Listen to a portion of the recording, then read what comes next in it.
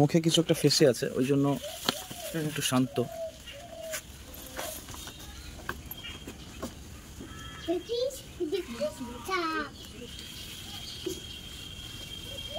কি রে ওটা? ভিতরে প্লাস্টিক। তো বন্ধুরা, আমরা চলে এসেছি একটা নতুন রেস্কিউ নিয়ে। আর এই যে হচ্ছে একটা ঘরের পাশেই এখানে জ্বালানি টালানি রাখা হয়।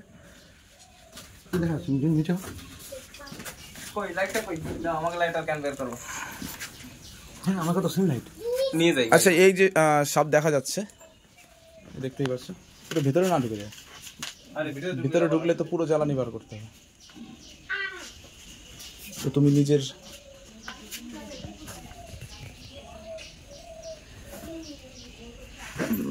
খুবই বড় একটা, এটা দারাস সাপ, র্যাট স্নেক। তো আমরা কি আজকে এখান থেকে কি দিয়েছে যে নিচে? এগুলো কি? এগুলো দেখতে পাচ্ছ? না না, ওই যে লঙ্কা পোড়া দিয়েছে। লঙ্কা পোড়াটা এগুলো লঙ্কা পোড়া দিয়েছে, লঙ্কা পোড়া দিয়েছে যাতে এখান থেকে সাপটা চলে যায়।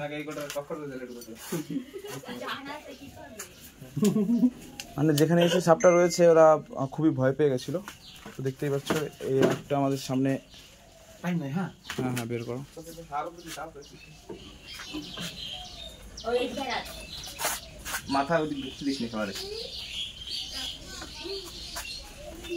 এটা খুবই বড় একটা দারাস সাপ, ও এখানে এসে বসে আছে। কিছু হয়তো খুবই শান্ত প্রকৃতির মনে হচ্ছে, কারণ এত শান্ত থাকে না। এই তুমি কি করছো এখানে? এত শান্ত অ্যাকচুয়ালি থাকে না সাপ।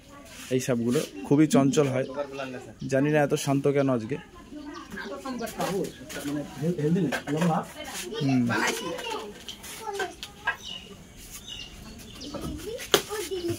চলো, এ হয়তো, তো এটা হচ্ছে অসুরাঘর। এখান থেকে ফোন আসছিল যে একটা, ওরা নিজেরাই বলেছিল যে একটা দারাস সাপ দেখা যাচ্ছে। ওরা সাপ দেখে চিনে ফেলেছিল, আর আমরা এখানে চলে আসলাম। আর অলরেডি আমাদের এটা রেস্কিউ হয়ে গেছে।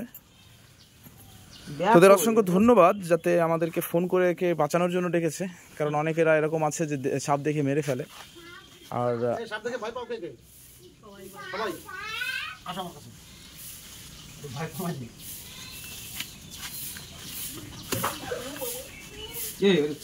ওর মুখে কি আছে একটু দেখবা। খালি আগে ই কর, পাতলা খেয়েছিলাম। মুখে কি প্রবলেম? আমি এমনি বললাম যে খাইতে পারতেছে না, মানে এত কাবু কেন? মুখে কিছু একটা ফেসে আছে, ওই জন্য একটু শান্ত।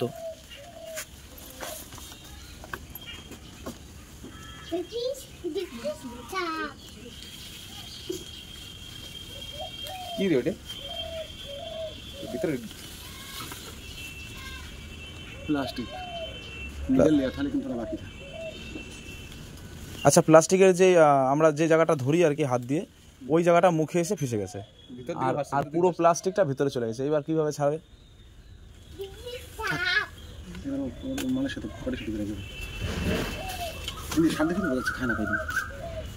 এই জন্য খুব শান্ত ছিল। বন্ধুরা, একটা প্লাস্টিক খেয়ে নিয়েছিল, আর প্লাস্টিকের যে জায়গাটা আমরা আঙুল দিয়ে ধরি, ওই জায়গাটা আমার মুখের নিচে থতনার সঙ্গে বেঁধে গেছিল। তো আমাদের rescue complete. Bye bye, tata.